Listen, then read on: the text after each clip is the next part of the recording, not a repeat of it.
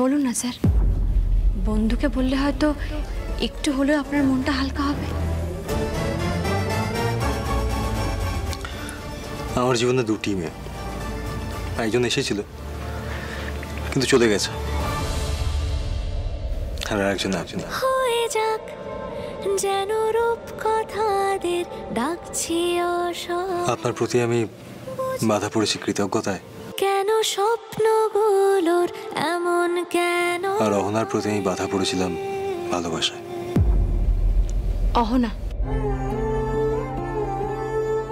তার মানে আপনার ভালোবাসার মেয়েটির নাম অহনা? আমাকে সবটা বলুন স্যার, কিভাবে আলাপ হয়েছিল অহনার সাথে আপনার? অহনাকে প্রথমবার দেখি কিঞ্জলদের একটা গানের অনুষ্ঠানে।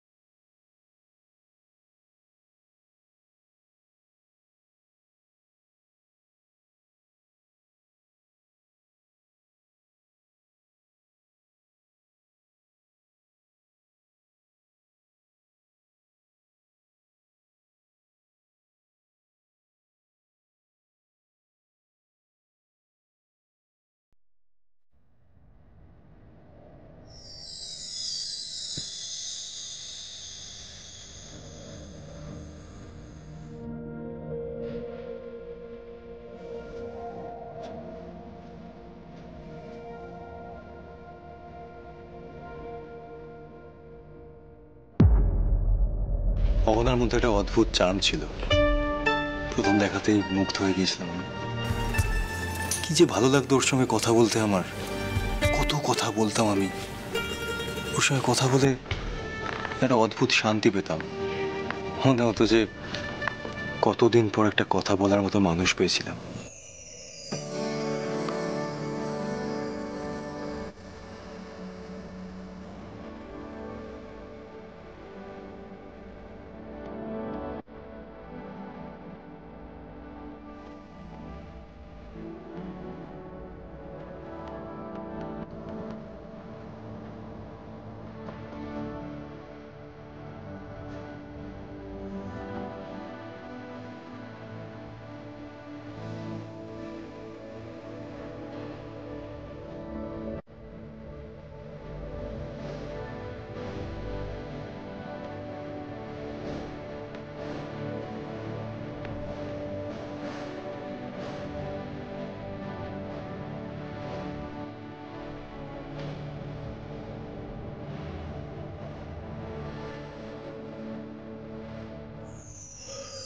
এভাবে আস্তে আস্তে জড়িয়ে পড়েছিলাম আমি অহনার সাথে। অহনা আপনাকে খুব ভালোবাসতো? আমি তো বিশ্বাস করতাম যে বাস্তব।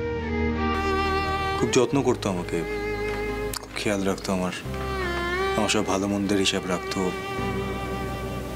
একবার জন্মদিনে নিজের হাতে রেঁধে পায়েস এনেছিল আমার জন্য। সে তো আমিও। যাকে, তারপর বিয়ের কথা ভাবেননি? ভেবেছিলাম, তাই তো বাড়িতে জানানোর প্রয়োজন বোধ করেছিলাম। আমাদের এই সম্পর্কের কথাটা আমি প্রথম কিঞ্জলকে জানাই, কিন্তু কিঞ্জল কিন্তু অহনা? হ্যাঁ। কি হয়েছে, মুখটা গম্ভীর হয়ে গেল কেন? Any problem? না না, তাহলে প্রবলেম নেই। অহনা এমনিতে ভালো মেয়ে, কিন্তু কিন্তু দেখ, অহনা না লাইফে ফোকাসের না গন্ডগোল আছে। মানে ও কি করবে না করবে ও নিজেই জানে না। এত ভালো গান গায় কিন্তু নিজের গান নিয়ে না এতটুকু সিরিয়াস নয়। মানে তুই বুঝতে পারছিস তো, একদম গোছানো নয়। মানে আজ যেটা ভালো লাগছে সেটা করছে, আবার ভালো না লাগলে কালকে অন্য কিছু করতে চলে যাবে। দেখ, যে নিজের প্রফেশনাল লাইফে সিরিয়াস নয় সে তো পার্সোনাল লাইফেও সিরিয়াস হবে না। নিজের মনকে যদি না ভালো করে চিনতে পারে তাহলে তুইও তো খুব কষ্ট পাবি। দেখ দাদাভাই, আমি না অহনাকে তোর পাশে না কোথাও দেখতে পারছি না। I am not so confident with Ahona. আপনি কি ভাবলেন? প্রথমে কিঞ্জলের কথা একটু থমকে গিয়েছিলাম, কিন্তু পরে ভাবলাম আমার জীবনে তো কেউ নেই, তো অহনাকে খুব মিস করছিলাম। তারপর নিজেকে বোঝালাম যে অহনার সঙ্গেই বাকি জীবনটা ভাগ করে দেবো। কি হয়েছে, একটা মেয়ের জীবনে ফোকাস নেই তো? ওর জীবনে ফোকাস আমি এনে দেবো, আর আমার এই অগোছালো জীবনটা ও গুছিয়ে দেবে। তাহলে বিয়েটা হলো না কেন স্যার? ওই বাড়িতে বিয়ের কথা বলতে গিয়েই তো বিপদটা হলো। মামুনি, আরে অনিক, কতক্ষণ ধরে আমি তোর জন্য ওয়েট করছি। কোথায় যে থাকিস না, বস বস। কেন, কি হয়েছে? আরে একটা জিনিস দেখাবো, দেখ। কি দেখাবি? এই দেখ, কেমন দেখতে বলতো মেয়েটাকে? ভালো না? মামুনি কি বলছো? ভালো করে দেখো, তোমার হবু বউ বলে কথা। দেখ কি? ইয়েস অনি, কি সুন্দর দেখতে বলতো। হবে না? ত্রিপুরার রাজবাড়ির মেয়ে বলে কথা। Princeton pass out, beautiful. Oni, আমি আজই কথা দিয়েছি, 1 মাসের মধ্যে তোদের বিয়ে। দেখো, রাজকন্যাকে পেয়ে মাকে আবার যেন ভুলে না যাও। মামুনি, বিয়েটা আমি করতে পারবো না। মানে? মানে আমি অন্য কাউকে বিয়ে করতে পারবো না মামুনি। আমি একজনকে ভালোবাসি। ভালোবাসিস? আমাকে তো কিছু জানাসনি তুই? মানে জানানোর মতো সময় এখনো আসেনি, তাই বলিনি। তাহলে আমি বুঝবো কি করে? সারাদিন লেখাপড়া, নিজের ক্যারিয়ার এইসব নিয়ে বিজি থাকিস। তুই প্রেম করলি কবে অনি? প্রেমের কি বুঝিস তুই? এটা কি টাইপের কথা মামুনি, প্রেমের কি বুঝি? আচ্ছা, আমি কি কাউকে ভালোবাসতে পারি না? তুই কি করবি, কাকে ভালোবাসবি সেটা আমি জানি অনি। জীবন সম্পর্কে কোনো ধারণা আছে তোর? আমি কথা দিয়ে ফেলেছি, খুব বড় পরিবার। অনি, আমার কিন্তু প্রচন্ড ফেস লস হয়ে যাবে।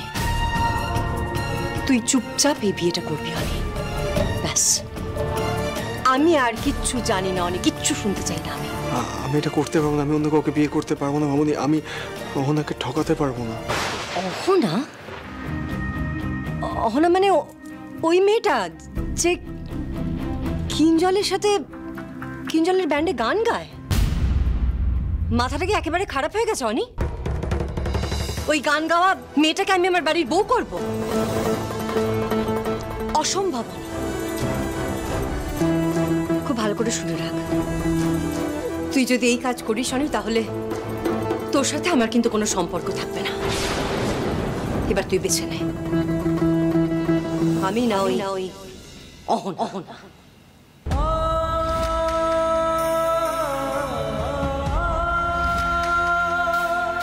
মামুনি, আমি অহনাকে ঠকাতে পারবো না। আমি অহনার হাত ছাড়তে পারবো না মামুনি। অনি,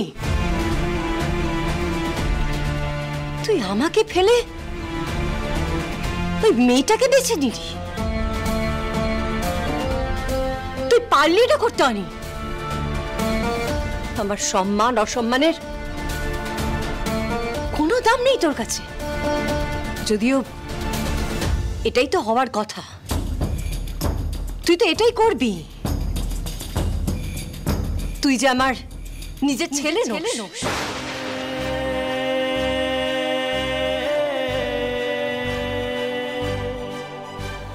আমার নিজের ছেলে হলে তুই কখনো এটা করতে পারতিস না, কখনো না হনি। মামনি, আমার নিজের ছেলে হলে তুই কখনো এটা করতে পারতিস না, কখনো না হনি। তো বাড়ির বাকিরা কেউ কিছু বললো না? মানে ঠাম্মি, দাদুরা কেউ কিচ্ছু বললেন না? তখন সবাই চেয়েছিল আমার বিয়েটা ওই ত্রিপুরা রাজ পরিবারেই হোক। বাড়ির বড় ছেলে, সবার অনেক আশা আমাকে নিয়ে। সবাই মামনিকেই সাপোর্ট করলো। এমন করে একটা ইমোশনাল প্রেশার ক্রিয়েট করলো সবাই আমার উপর। বলতে পারেন একটা কাইন্ড অফ শর্তই দিল আমাকে যে নয় জোড়াবাড়ি নয় অহনা, যে কোনো একটা আমাকে বেছে নিতে হবে। আমি তাই অহনাকেই বেছে নিলাম। আর বাড়ি, বিজনেস সব কিছু ছেড়ে ছুড়ে চলে গেলাম। আপনি অহনার জন্য বাড়ি ছেড়ে বেরিয়ে গেলেন? অহনা কি বলল? না না অনিকেত, এটা এটা তুমি একদম ঠিক করোনি। তুমি আমার জন্য পুরো ফ্যামিলির সঙ্গে সম্পর্ক নষ্ট করে দেবে, এটা মানতে আমার অসুবিধা হচ্ছে। তুমি এটা ভুল করছো, আমার গিল্ট ট্রিপ হচ্ছে অনিকেত। আমার কাছে এটা ছাড়া আর কোনো অপশন নেই। অহনা, আমাকে একটু সময় দাও, আমাকে একটু সময় দাও, আমি সবটা ঠিক করে দেবো, সব ঠিক করে দেবো, একটু সময় দাও আমাকে। আর তুমি একটা কথা বোঝার চেষ্টাই করছো না প্র্যাকটিক্যালি। তুমি যে বলো তুমি বিজনেস করবে, তুমি তো প্রফেশনাল কোনো কোর্স করা নেই, না আছে তোমার ওয়ার্ক এক্সপিরিয়েন্স, তুমি দুম করে একটা চাকরিও পাবে না। আর হঠাৎ করে এখন যদি আমি তোমাকে বিয়েটাও করে নিই, আমরা সংসার চালাবো কি করে? অনেকে তুমি বোঝার চেষ্টাই করছো না এটা। আচ্ছা আচ্ছা ঠিক আছে, মানে কোনো প্রফেশনাল কোর্স তো আমি করে নেবো। আমি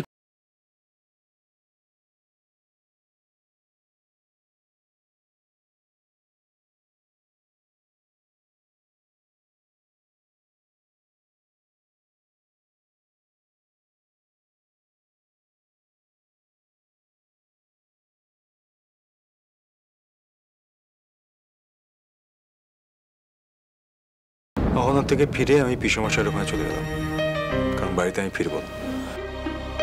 পিসমশাইয়ের বাড়িতে আমি জিআরইর জন্য প্রিপারেশন নেওয়া শুরু করলাম।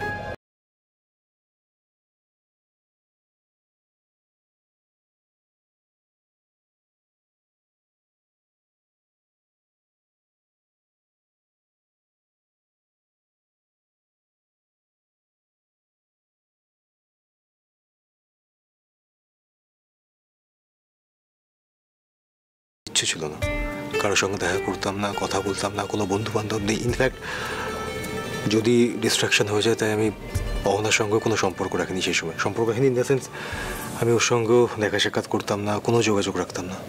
লক্ষ্য স্থির করে খালি এগিয়ে চলছিলাম, কারণ আমার শুধু একটাই লক্ষ্য ছিল, আমাকে বিদেশ যেতে হবে, একটা হাইলি কোয়ালিফাইড প্রফেশনাল কোর্স করতে হবে, যাতে প্রথম প্লেসমেন্টেই আমার চাকরিটা হয়, যাতে আমি বাকি সবটা ঠিক করে ফেলতে পারি, এভরিথিং। আমি চেয়েছিলাম এই সমস্ত কিছুর পরে আমি একটা এমন চাকরি পাই যাতে আমার স্যালারিটা যেন সব ঠিকঠাক করে দেয়। আমার স্যালারির সেই অঙ্কটা খুব ইম্পর্টেন্ট হয়ে পড়েছিল। ফলস্বরূপ আমি যেটা চেয়েছিলাম সেটা হলো। আমি তারপরেই নিউ ইয়র্কে একটা বড় ইউনিভার্সিটিতে চান্স পেলাম, এবং সেখান থেকে শ্যামলী, সেদিন আমার খুব আনন্দ হয়েছিল যে আমি জানি এরপরে সবটা ঠিক হয়ে যাবে, এরপরে আমার ফার্স্ট প্লেসমেন্ট একটা বড় চাকরি হবে, সমস্ত কিছু ঠিক হয়ে যাবে। আমি এটা জেনে অহনাকে যোগাযোগ করলাম, ওনার সঙ্গে দেখা করতে গেলাম, কিন্তু অহনা,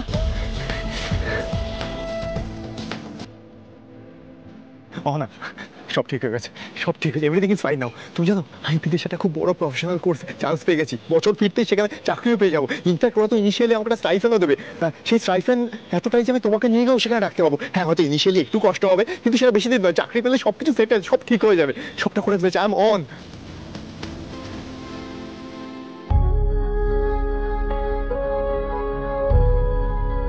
অনেক লেট হয়ে গেছে অনিকেত, কাল আমার বিয়ে। কি? তুমি তো বলেছিলে যে তুমি অপেক্ষা করবে আমার জন্য। কোথায় ছিলে তুমি এতদিন? একটা বছর কোনো যোগাযোগ রেখেছিলে অনিকেত? তুমি একটু বিশ্বাস রাখতে পারলে না আমার উপর? তুমি জানো আমি গত 1 বছর ধরে অহনা মাছের চোখের মতো লক্ষ্য রেখে আমি শুধুমাত্র পড়াশোনা করে গেছি, যাতে তোমার জন্য আমি এই কি বলো তো অনেক, আমার জীবন তো থেমে থাকেনি।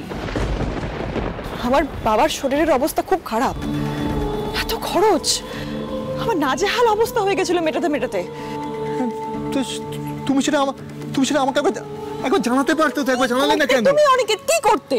এতগুলো টাকা তুমি কোথা থেকে পেতে? তোমার তো বাড়ির সঙ্গে কোনো যোগাযোগ নেই। আরে জোগাড় করে নিতাম, আমি ব্যবস্থা করে নিতাম। না তুমি বলবে তো আমাকে। আচ্ছা ঠিক আছে, এখন না সবটা ঠিক হয়ে গেছে, এভরিথিং ইজ ফাইন নাও, সব ঠিক করে দেবো আমি। না ট্রাস্ট মি, আমাকে বিশ্বাস করো। না শোনো, তুমি এই বিয়েটা ভেঙে দাও বিয়েটা। তা হয় না অনিকেত, হয় না।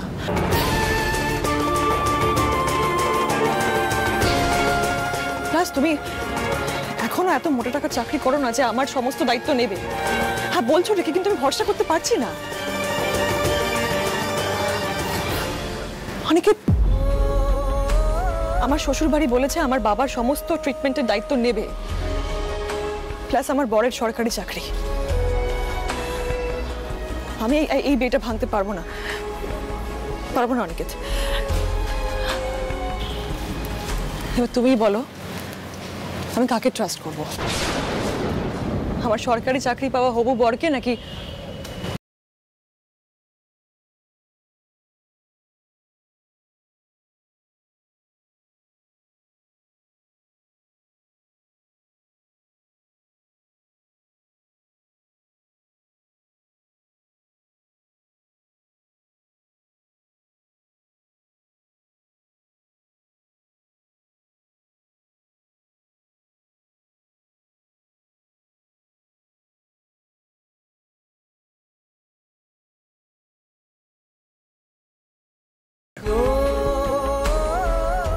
তারপর আমি বিদেশ চলে যাই, চাকরি পেয়ে যাই, ওখানে সেটেল করে গিয়েছিলাম।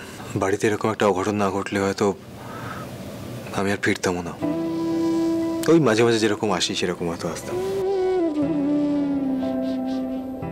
তবে এই জীবনে আমার যা ভালোবাসা আছে সবটাই অহনার কাছে গচ্ছিত রেখে দিয়েছি। আমি আর কাউকে কখনো ভালোবাসতে পারবো না। স্যার আপনি অহনাকে এত ভালোবাসতেন? স্যার ভবিষ্যতে যদি কখনো অহনা আপনার জীবনে ফিরে আসে? সেটা সম্ভব নয়। অহনা আমার জীবন থেকে চলে গেছে শ্যামলী। সে আর কোনো দিনও ফিরবে না।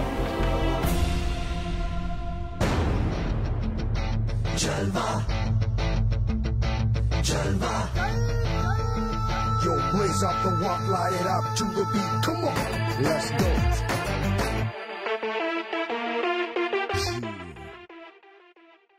Hello everybody. Hope you all are enjoying lovely evening. আমরা আমাদের মতো করে মিউজিক প্লে করছি আপনাদের মনোরঞ্জন করার জন্য। বাট আপনাদের হিডেন ট্যালেন্ট যদি এক্সপ্লোর করতে চান, the stage is yours. Please come on the stage and explore your talent. Thank you.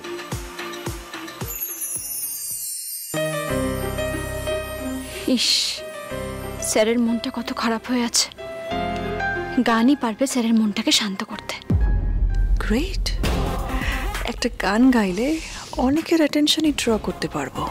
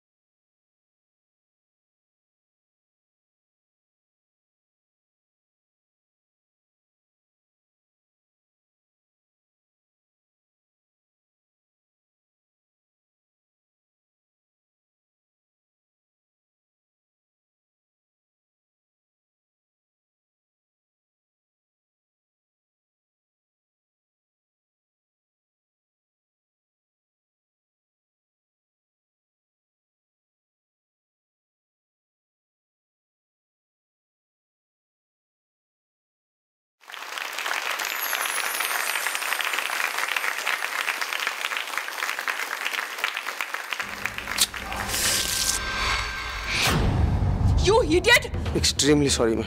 Just shut up!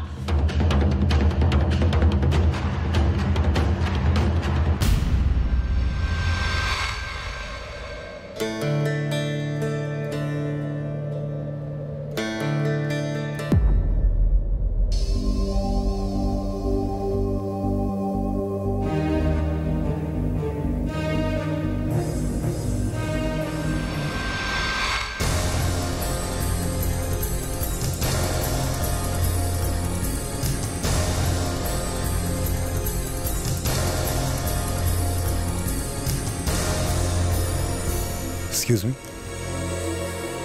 Is this yours?